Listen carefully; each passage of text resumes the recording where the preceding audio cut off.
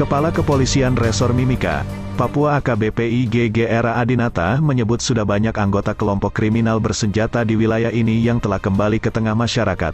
Itu sudah banyak, tapi kami tidak bisa menyampaikannya secara terbuka, karena ini berkaitan dengan keamanan diri mereka dan keluarganya, kata AKBP IGG Era Adinata, di Timika, Kamis, tanggal 1 Juli tahun 2021. Ia menyebut upaya merangkul dan mengajak warga yang sempat bergabung dengan KKB Papua kembali ke pangkuan NKRI menjadi tugas dan tanggung jawab seluruh komponen bangsa, tidak saja aparat TNI dan Polri, tetapi juga pemerintah daerah.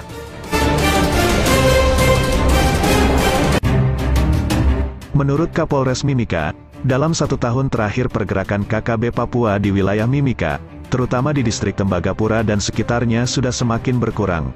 Sejumlah faksi KKB yang sebelumnya bergabung dan mendatangi wilayah distrik Tembagapura pada Februari tahun 2020, dipimpin oleh Lekagak Telenggeng sudah kembali ke daerah asal mereka masing-masing. Kelompok-kelompok itu disebut berasal dari wilayah Ilaga, Intan Jaya, Puncak Jaya, dan Duga.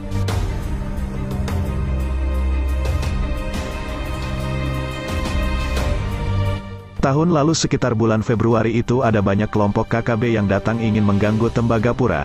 Namun aparat berhasil melakukan pencegahan, sehingga mereka kembali ke daerahnya masing-masing. Sudah hampir 1 tahun ini tidak ada lagi gangguan keamanan di Mimika, terutama di wilayah Tembagapura, kata AKBP Era Adinata.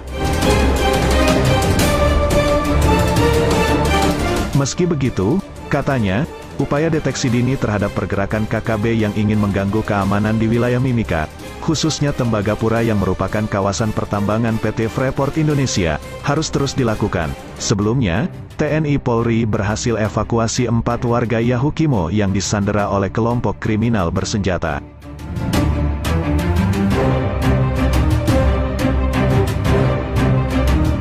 Polda Papua memastikan jika 4 warga di Kampung Bingki, Kabupaten Yahukimo, Papua, yang sempat disandera oleh kelompok kriminal bersenjata telah kembali. Kejadian penembakan dan penyanderaan ini terjadi pada Kamis, tanggal 24 Juni tahun 2021 lalu. 4 warga disandera KKB, sudah gabung dengan warga lainnya, kata Kabid Humas Polda Papua Kombes Ahmad Mustafa Kamal saat dihubungi, Kamis, tanggal 1 Juli tahun 2021. Mereka mengantarkan diri ke kota, saat evakuasi korban MD termonitor dengan heli, tambahnya. Sedangkan, untuk warga atas nama Obajanang, 35, yang mengalami luka tembak pada bagian paha sudah dilakukan evakuasi, yang luka dievakuasi ke RS Bayangkara di Jayapura. Ujarnya, sebelumnya, sejumlah warga di Kampung Bingki, Kabupaten Yahukimo, Papua, telah menjadi korban penembakan dan penyanderaan yang dilakukan oleh kelompok kriminal bersenjata. Kejadian ini terjadi pada Kamis, tanggal 24 Juni tahun 2021, sekitar pukul 11:05 WIT.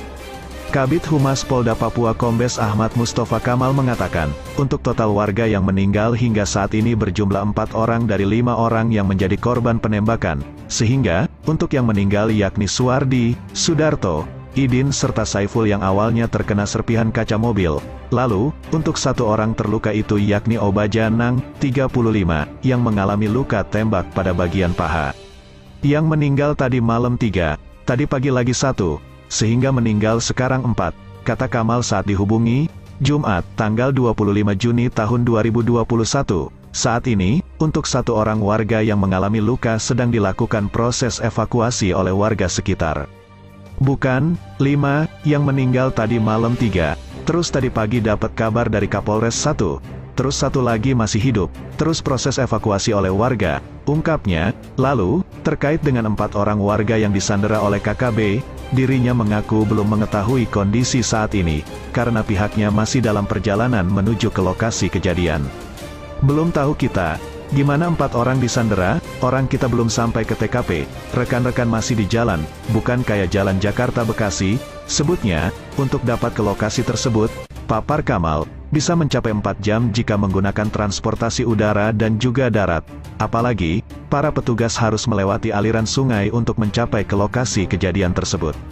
1 jam naik pesawat dari Yahukimo ke TKP 40 kilo, itu bukan asal jalan bagus, bukan kayak Jakarta ke Bekasi, dari Papua ke Yahukimo 3 jam, lebih dong, 3 jam sampai 4 jam itu kalau dari Yahukimo ke TKP.